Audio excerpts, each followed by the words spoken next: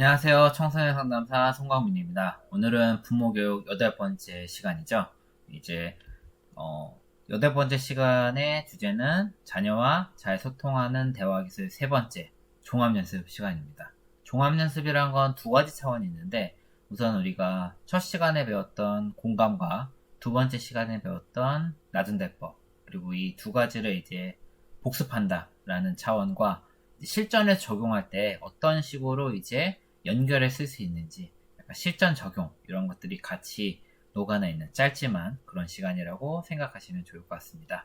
우선은 이제 공감과 낮은 대법의 실전 적용인데 만약에 이제 공감 같은 경우에는 실전에서 부모님들이 쓰실 때 뭔가 아이가 어색해하거나 이런 상황이다 라고 하시면 제가 팁을 하나 드리고서 시작을 해보도록 할게요.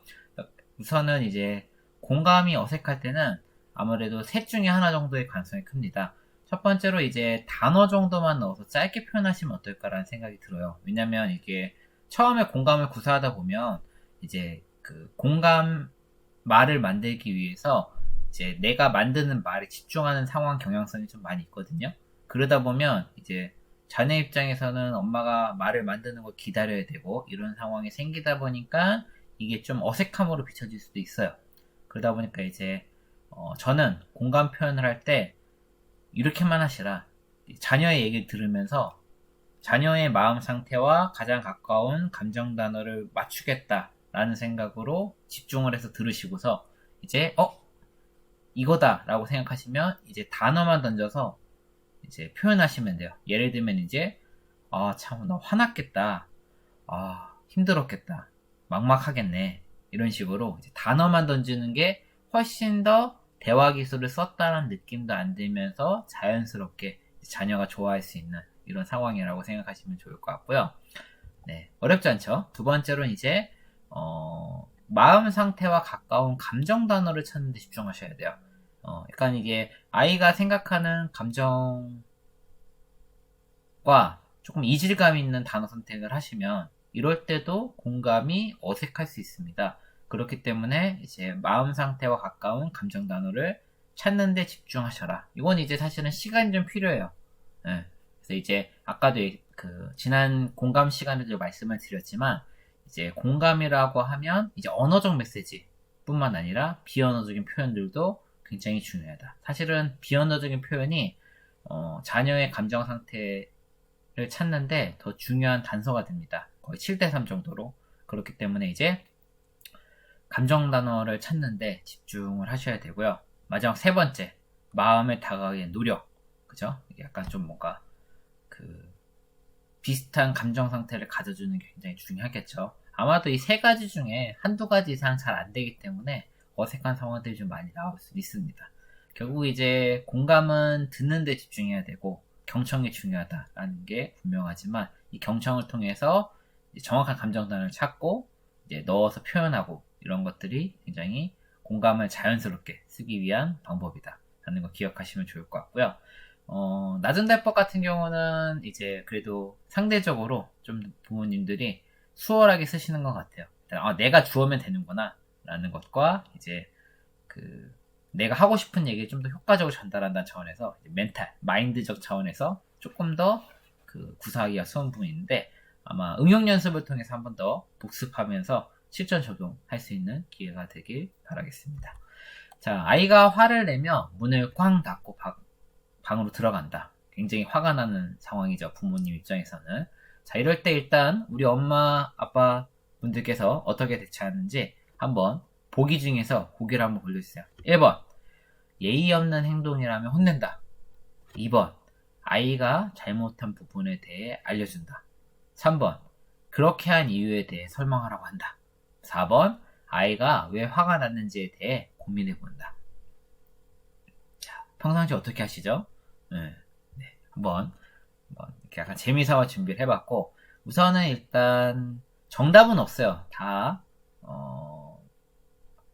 활용할 수 있는 방법이고 어떤 게 틀렸다라고 말하긴 그렇지만 어쨌든 아이가 잘못된 행동을 했으니까 이제 이런 잘못된 행동 과정에서도 아이의 입장에서 조금 귀 기울이고 공감할 수 있고 그 다음에 잘못한 부분이니까 훈육이 들어가야 되니까 나전달법으로 훈육하고 이런 부분에 대해서 소개한다라고 보시면 됩니다. 우선은 이제 자녀와 효과적으로 소통하는 메커니즘. 이건 제가 준비한 건데, 요거를 조금 보시면 좋을 것 같아요. 첫 번째, 아이의 행동에 화가 난다. 자, 화가 나 있어요. 자, 그러면 yes, 그럼 아래로 나오죠. 심호흡을 하면서 화를 가라앉힌다. 그죠? 이제 다시 돌아와서 다시 아이의 행동에 화가 난다. 심호흡을 했지만 그래도 화가 나. 자, 그럼 다시 가라앉혀야 돼. 자, 무슨 얘기예요? 대화에서는 중요한 게 효과적으로 자녀와 소통하기 위해서 흥분하거나 화가 난 상태에서 뭐가 될 수 없어요. 그럴 땐 좀 진정시키는 게 중요해요. 예, 오히려 이제 그 자녀 대화 기술이라는 것 자체가 자녀와 거리감만 느끼게 하고 오히려 역효과를 많이 주거든요. 그래서 제일 중요한 첫 번째 메커니즘은 뭐예요? 내가 아이 때문에 화가 났다 라면 건강한 소통을 하기에 아직 적절한 타이밍이 아니다. 이럴 때는 좀 심호흡을 하거나 시간을 두고 기다렸다가 다시 접근하는 게 낫습니다. 그래서 NO 라는 상황이 되면 이제 아이가 왜 그랬는지 고민을 해보는 거죠. 자, 근데 이해가 안 돼. 다시 고민해보고. 자, 근데 이해가 될 때까지. 이해가 안 되는 빨간색으로 내려가면 대시 계속 이렇게 도는 거예요, 상황이. 그죠? 이해가 할 때까지 하면 이제 비로소 내가 심호흡을 해서 화를 가라앉혀서 화가 안 나고 그리고 왜 그랬는지 돼야 이해할 수 있어야 돼. 이 두 가지가 전제 조건이 돼야 공감 표현을 할 수 있는 기본이 됩니다. 자, 다시 말해서 이렇게 아이가 화나고 꽝을 닫고 들어갔을 때 아이가 분명 부모한테 예의가 없고 잘못된 행동임이 분명합니다. 하지만 그럼에도 불구하고 아이가 왜 화나는지 내가 이해할 수 있고 이유를 알고 그리고 내가 화가 가라앉은 상태여야지 비로소 효과적으로 소통할 수 있는 상황이 된 거다. 자, 이랬을 때 이제 공감 표현하고 아이의 말이 경청하고 나전달법으로 표현하는 이런 식의 대화 기술을 섞어서 사용할 수 있다. 이해하시죠? 굉장히 중요합니다. 결국은 이제 자녀와 소통하는 건 굉장히 중요한 준비 과정이 필요한데 내가 화가 나거나 아이가 이해 안 되거나 이러면 실제로 소통하는 게 마이너스로 갈 가능성이 있다. 굉장히 기억하시면서 자, 이해를 했다라고 하면 우리가 지난 2시간에 걸쳐서 배웠던 공감과 나전달법을 활용하면 되겠죠. 한번 예시를 통해서 볼게요. 자, 우선은 이제 공감. 아이가 화를 내면 문에 딱 들어가니까 아이의 마음은 뭐예요? 화나다, 짜증나다, 신경질나다 뭐 이런 것들로 표현할 수 있겠죠. 자, 그럼 이제 감정 단어를 하나 써서 표현하면 되고 자, 그 다음에 이제 나전달법은 뭐였죠? 아이의 문제 행동이 나에게 미친 영향 그죠? 그죠? 영향을 생각해보고 그 다음에 나의 감정과 생각을 전달하면 된다. 그 다음에 경청을 위한 질문. 아이가 왜 그랬는지 호기심을 갖는 게 중요합니다. 결국 이제 저는 대화 기술에서 굉장히 중요한 것 중에 하나가 그 자녀가 이야기를 꺼낼 수 있도록 질문하는 스킬이 굉장히 중요한데 이 부분은 이제 뭔가 부모 입장에서는 호기심을 가져야 돼요. 그죠? 풍부하게 얘기할 수 있도록 이런 것들이 굉장히 중요하다. 자, 볼까요? 자, 공감적이. 엄마가 말이 안 통한다고 여겨져서 무척 화가 났구나. 그죠? 네. 아이가 화났다로 해서 그죠? 네. 나전달법 뭐죠? 아이의 문제 행동. 다짜고짜 문을 꽝 닫고 들어가 버려서 자, 나를 주어로 엄마도 화가 났다. 그죠? 그 다음에 경청을 위한 질문. 무엇 때문에 화가 나는지 말해주면 좋겠다. 네, 이렇게 이해되시죠? 약간 공감, 나전달법, 경청. 당연히 여기에서는 아까 그 메커니즘이 굉장히 중요하겠죠. 그래서 결국 이제 대화 기술에서 굉장히 중요한 것 중에 하나가 결국 부모도 사람인지라 화가 날 수도 있고 컨트롤이 잘 안 될 수 있어요. 그렇지만 이런 것들을 미리 준비해서 충분히 화도 가라앉히고 자녀 입장에서도 이해하려고 노력하려고 할 때 진정하게 뭔가 소통할 수 있는 뭔가 건강한 대화가 이루어질 수 있다라는 걸 생각하시면서 예문을 또 반복해서 볼게요. 시험 전날인데도 불구하고 자꾸 딴짓을 한다. 자, 이럴 때 또 부모님 입장에서 우라통이 터지죠. 자, 이럴 때 어떻게 하시겠습니까? 1번 잘못된 행동이라고 혼낸다. 2번 아이가 잘못한 부분에 대해 알려준다. 3번 열심히 하지 않는 것에 대해 설명하라고 한다. 마지막 4번, 아이가 왜 집중을 못했는지 고민해 본다. 자, 정답은 없지만 뭐가 이제 이해가 되시죠? 하나 예문을 들었으니까 결국 이제 공감을 하기 위해서 4번의 마인드가 중요하다. 자, 메커니즘은 항상 똑같습니다. 제가 계속 반복해서 볼 텐데 결국은 이제 내가 화를 가라앉혔느냐, 건강하게 소통할 준비가 됐느냐, 이 첫 번째. 두 번째 뭐야? 아이가 왜 그랬는지 이해가 되느냐. 결국 이제 이해가 된다는 건 자녀가 잘했다라는 얘기가 아닙니다. 잘못은 했지만 그럼에도 불구하고 그런 잘못한 행동을 한 이유를 내가 알겠다, 이해가 된다 라는 게 선행이 돼야 돼요. 그래야 이제 내가 자녀를 이해할 수 있어야 이제 자녀에게도 나에 대해서 설명할 수 있는 기본 상태가 돼 있는 거다. 굉장히 좀 뭔가 부처님과 같은